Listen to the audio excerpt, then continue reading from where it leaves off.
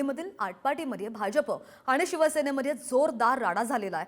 आमदार गोपीचंद पडळकरांच्या समर्थकांनी शिवसेना उमेदवाराच्या प्रचाराची गाडी फोडली। सांगली जिल्हा परिषद निवडणुकांच्या रणधुमाळीमध्ये भाजपा आणि शिवसेना शिंदे गटामध्ये जोरदार राडा झाल्याचं पाहायला मिळालं।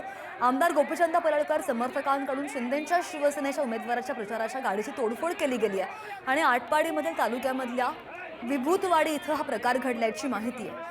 शिवसेनेच्या उमेदवार विद्याताई मोटे यांचा प्रचार करणाऱ्या गाडीवर पडळकर समर्थकांनी हल्ला केला।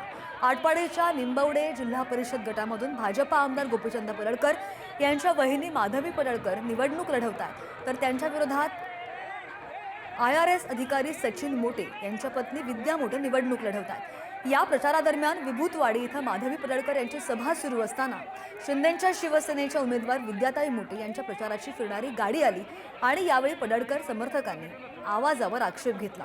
यावरून काहीशी वादावादी झाली आणि याच वादावादीवरून पडळकर समर्थकांनी शिंदेंच्या शिवसेनेचे उमेदवार विद्याताई मोटे यांच्या प्रचाराची गाडीची तोडफोड केल्याचा आरोप मोठे समर्थक करतात। शिकूया AI ची क्रांती, चला करूया MSCIT।